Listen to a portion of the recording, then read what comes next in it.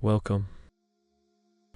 This is a narrated experience report source from Narrated.org, generated using the Lysergic Dream Engine. Listener discretion is advised. A remarkable night. A ketamine trip report. This experience was submitted under the username Scotto. Reported age, not given. Reported gender, male. I was with a rather rowdy group of friends, all of them very close, in a wonderful off space that afforded lots of opportunities for finding nooks and crannies in which to hang out. I was pleased to be there for many reasons, not the least of which was that it's rare for me to find a group so intrepid. It seems like these days, the most intrepid individuals I know are too busy with other things to really push any boundaries, or rather, the way my appetite works is that I am always ready for some intrepid adventurism, whereas other people seem to have to schedule it far in advance. But this crowd was good to go, and we warmed up by hanging out in the living room, chatting amiably for a while as everyone arrived. My friend had a pipe which contained the remnants of some DET, a substance I'd never tried before. There wasn't enough inside for a threshold dose, but we figured we'd do whatever was left, just in case.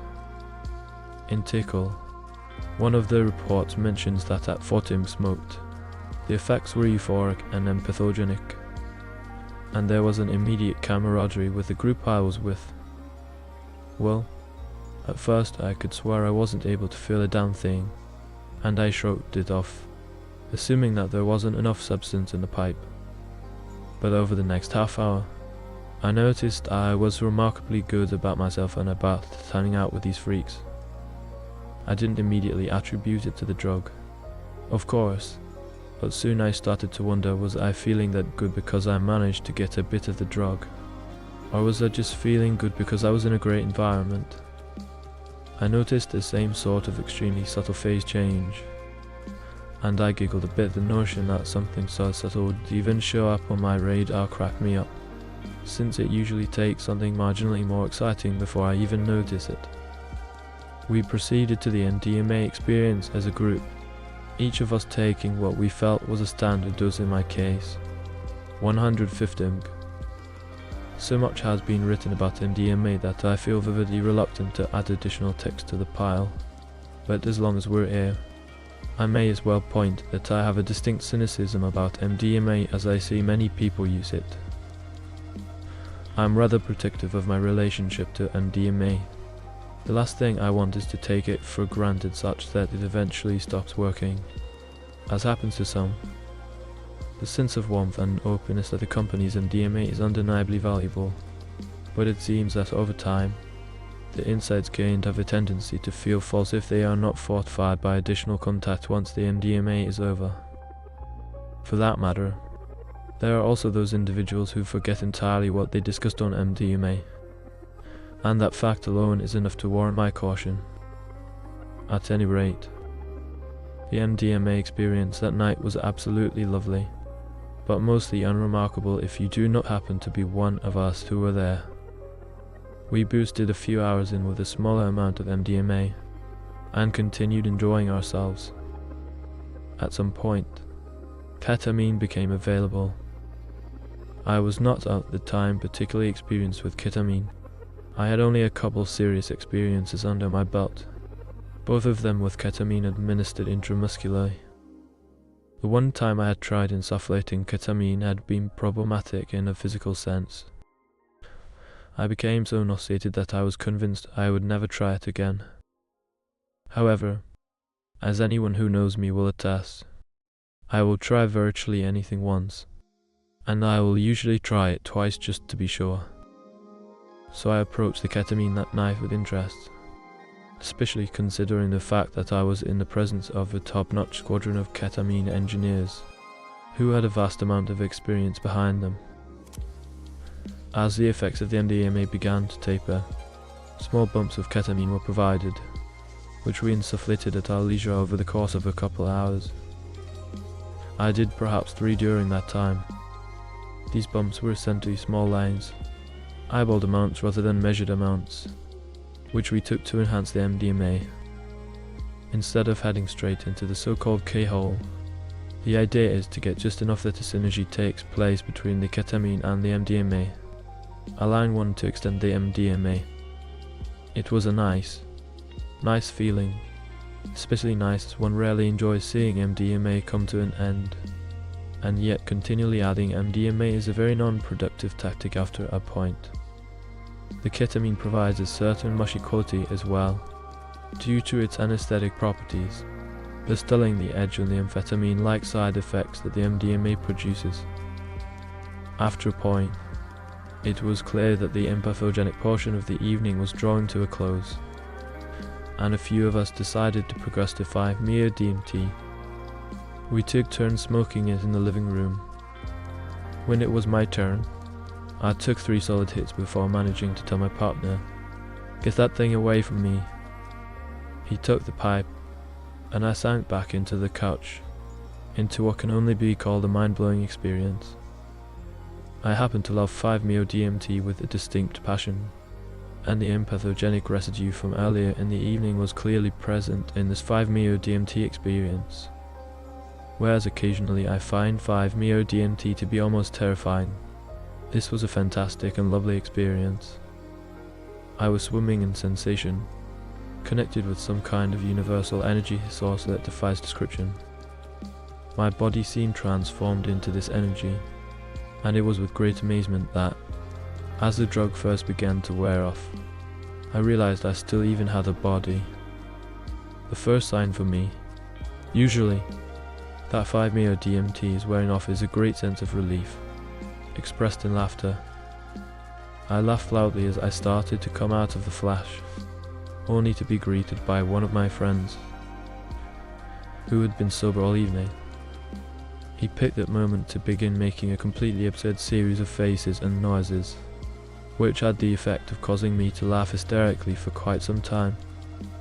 The general "I can't believe I survived that" hilarity that often accompanies the end of a 5-MeO-DMT experience for me was completely exacerbated by my friend's antics. I had been the last to smoke the 5-MeO-DMT, and as I was coming down, I realized that a couple of my friends were now ready to progress to a large dose of ketamine. Indeed, a small back room had already been prepared with 3 individual CD players with headphones, one for each of us.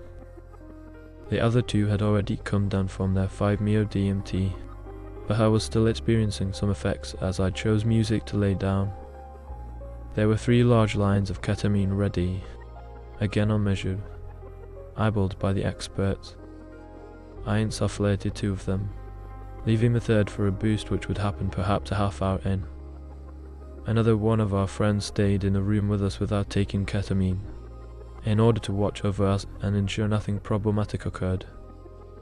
That ketamine experience on the tail end of a 5-MeO-DMT trip that had itself been preceded by MDMA was one of the most intensely bizarre experiences of my life. To this day, it is still the case that no other drug fucks with my frequency the way ketamine does, and that experience was my first full introduction to it. The chronology of the events which transpired within that experience are lost to me, but I can recount some of the general sensations. As the experience took hold of me, it became slowly apparent to me that this was no ordinary drug trip. I had the distinct feeling that reality itself was transforming in very real ways around me. I was taken to strange chambers of reality, communicated with any number of strange individuals who lived in these chambers. I had the clear realization that this transformation was affecting everyone around me. I could converse with any of my friends, all throughout reality, because this was affecting them too, this cascading river of transformation. I realized that from this point on, my life as I knew it before had no literal meaning. I was now inherently a part of this new reality, where the power of thought could manipulate the environment directly instead of via tools or words. At some point, the ground control figure sat next to me and held my hand. It was clear to her that I was anxious, and I think at the beginning of the experience, I was actually quite terrified.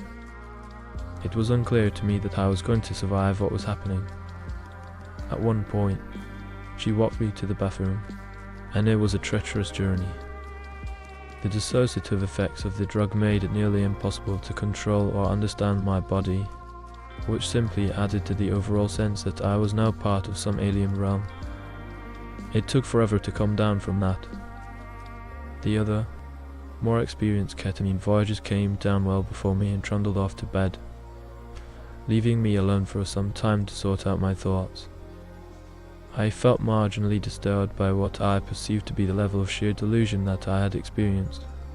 As each alien event popped like a soap bubble, more of my old reality creeped back in, to my clear relief. To this day, I wonder about the utility of the ketamine experience.